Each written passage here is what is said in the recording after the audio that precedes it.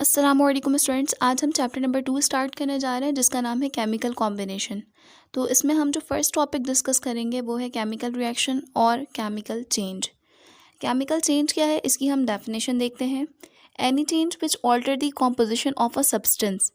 Alter का मतलब होता है किसी चीज़ का तब्दील हो जाना, और ऐसे तब्दील होना या ऐसे चेंज होना कि वो सब्सटेंस दोबारा अपनी असल हालत में वापस ना आ सके।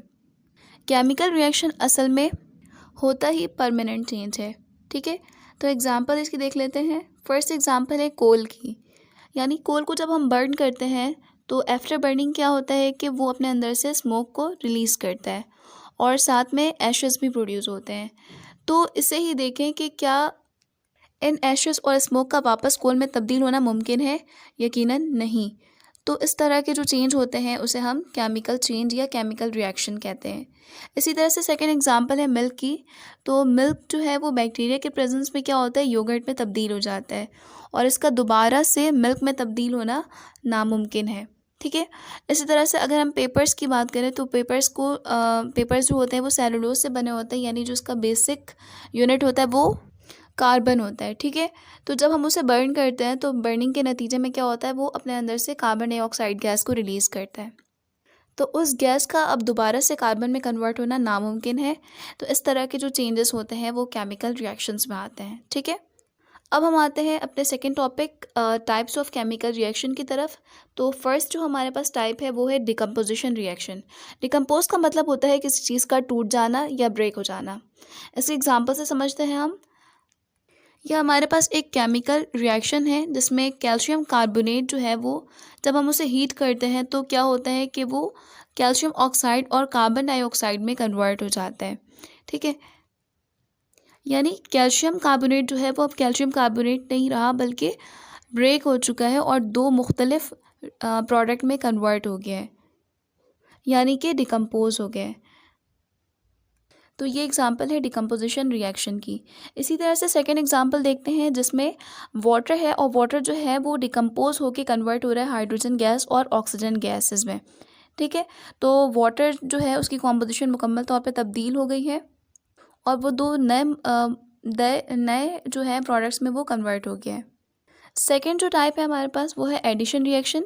जैसे कि नाम से ही रिप्रेजेंट हो रहा है कि इसमें चीज़ें जो है वो ऐड हो रही हैं। ठीक है, कौन सी चीज़ ऐड हो रही है, रिएक्टेंट्स आपस में ऐड होंगे। रिएक्टेंट दो भी हो सकते हैं या दो से ज़ायद भी हो सकते हैं। ठीक है, यानी आपस में ऐड होंगे और एक नया प्रोडक्ट हमें मिल जाएगा। तो इसकी एग्जांपल देखते हैं।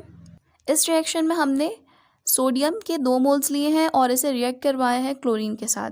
तो रिजल्ट में हमें क्या मिला है, NaCl मिल गया। ठीक है, यानी कॉमन सॉल्ट। तो इसमें यह हुआ है कि दो चीज़ों के ऐड होने के नतीजे में एक नई चीज़ बनी है। ये एग्जांपल है एडिशन रिएक्शन की। ठीक है, थर्ड जो टाइप है उसका नाम है सिंगल डिस्प्लेसमेंट रिएक्शन।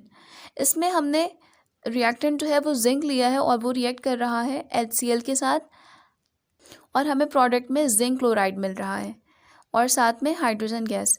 तो इसको देखते हैं कि HCl में से जो हाइड्रोजन है वो डिस्प्लेस होके सेपरेट हो रहा है। ठीक है, यानी HCl पहले कंबाइंड फॉर्म में था, अब उसके अंदर से हाइड्रोजन जो है वो रिलीज़ हो गया है और HCl में से जो क्लोरीन वाला पार्ट था उसने क्या किया, जिंक के साथ रिएक्ट करके जिंक क्लोराइड बना दिया।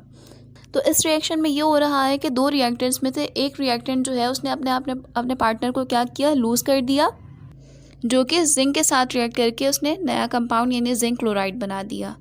फोर्थ टाइप है हमारे पास डबल डिस्प्लेसमेंट रिएक्शन की। जैसे कि नाम से ही रिप्रेजेंट हो रहा है कि यहाँ पे डिस्प्लेसमेंट जो है वो दोनों तरफ होगी। कैसे, हमने रिएक्टेंट्स में NaCl और AgNO3 लिया है।